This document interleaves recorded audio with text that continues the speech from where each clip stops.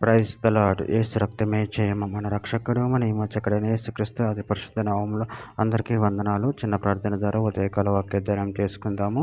పరిశుద్ధుడ మహాగణుడైన దేవ యేసయ్య, సర్వాధికారినైనా మీకు వేలాది వందనములు, కృతజ్ఞత, స్తుతి, స్తోత్రం చెల్లించుకుంటున్నాను దేవ ఉదయకాలం ప్రభు వాక్యభాగం ధ్యానిస్తుండగా వాక్యభాగం అర్థమవుటకు సహాయం చేసి మీ కృపలో బలపరిచి మీకు మాదిరిగా మమ్మల్ని నడిపించి మీ చిత్తమును మా జీవితంలో జరిగించమని ఈ చిన్న ప్రార్థన యేసుక్రీస్తు అతి పరిశుద్ధ నామములో అడిగి వేడుకుంటున్నాను తండ్రి. Amen amen. కీర్తనల గ్రంథం 37వ అధ్యాయం 27వ వచనము. కీడు చేయటం అని మేలు చేయము, అప్పుడు నువ్వు నిత్యము నిలుచుదవు. ఆమె దేవుని వాక్య భాగం దీవించును కాక. ప్రభునందు ప్రియులారా, ఇక్కడ వాక్య భాగంలో గమనించినట్లయితే కీడు చేయటం అని మేలు చేయము, అప్పుడు నువ్వు నిత్యము నిలిచెదవు.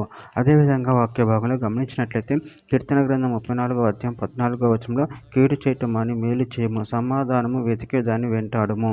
యోబు గ్రంథం 28వ అధ్యాయం 28వ వచనంలో మరియు యెహోవా యందు భయభక్తుల జ్ఞానమని దుష్టత్వమును విడిచిట వివేకమని ఆయన నరులకు సెలవిచ్చును. సామెతల గ్రంథం 16వ అధ్యాయం 6వ వచనం, కృపా సత్యముల వలన దోషమునకు ప్రాయశ్చిత్తం కలుగును, యెహోవా యందు భయభక్తులు కలిగి ఉండటం వలన మనుషులకు చెడుతనం నుండి తొలగిపోవుదురు. సామెతల గ్రంథం 16వ అధ్యాయం 17వ వచనం, చెడుతనం విడిచి నడుచుటే యథార్థవంతులకు రాజ్య మార్గము, తన ప్రవర్తన కనిపెట్టువాడు తన ప్రాణమును కాపాడుకొనును. తీతుకు రాసిన పత్రిక 2వ అధ్యాయం 14వ వచనంలో, ఆయన సమస్తమైన దుర్నీతి నుండి మనల్ని విమోచించి సత్క్రియలందు ఆసక్తి గల ప్రజలను తన కోసరము పవిత్రపరచుకొని తన సొత్తుగా చేసుకున్నట్టుకు తానే మన కొరకు అర్పించుకొనెను. తెస్సలోనికీయులకు రాసిన మొదటి పత్రిక 5వ అధ్యాయం 15వ వచనం, ఎవడును కీడునకు ప్రతి కీడు ఎవనికైనా చేయకుండా చూచుకోండి, మీరు ఒకని ఎడల ఒకడును మనుషులందరి ఎడలను ఎల్లప్పుడూ మేలైన దానిని అనుసరించి నడుచుకొనుడి. తీతుకు రాసిన పత్రిక 3వ అధ్యాయం 14వ వచనం, మన వారును నిష్ఫలు కాకుండా నిమిత్తము అవసరమును బట్టి సమయోచితంగా సత్క్రియలను శ్రద్ధగా చేయుటకు నేర్చుకొనవలెను. హెబ్రీయులకు రాసిన పత్రిక 13వ అధ్యాయం 16వ వచనం, ఉపకారమును ధర్మమును చేయ మర్చిపోకుడి, అట్టి యాగములు దేవునికి ఇష్టము.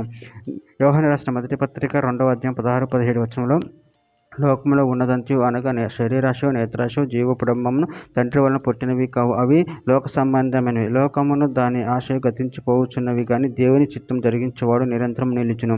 చివరిగా ఒక మాట, యోహాను రాసిన 3వ పత్రిక 1వ అధ్యాయం 11వ వచనం, ప్రియుడా, చెడ్డ కార్యమును కాక మంచి కార్యమును అనుసరించి నడుచుకొనుము. మేలు చేయువాడు దేవుని సంబంధి, కీడు చేయువాడు దేవుని సూచనవాడు కాడు. ఆమె దేవుని వాక్య భాగం దీవించిన కాక చిన్న ప్రార్థన చేసుకుందాము. పరిశుద్ధుడ ప్రేమగలిగిన దేవ యేసయ్య, మీరు ఇచ్చిన వాక్యదాన్ని బట్టి ప్రాముఖ్యతను చెల్లించుకుంటున్నాను తండ్రి. నేను మీ కీడు చేయటం అని మేలు చేయ శక్తిని బలాన్ని మాకు అనుగ్రహించి మీ ప్రేమలో కృపను మమ్మల్ని నిరంతరం కాచి కాపాడి మీకు మాదిరిగా మమ్మల్ని నడిపించమని చిన్న ప్రార్థన యేసుక్రీస్తు పరిశుద్ధ నామములో అడిగి వేడుకుంటున్నాను తండ్రి. Amen amen amen.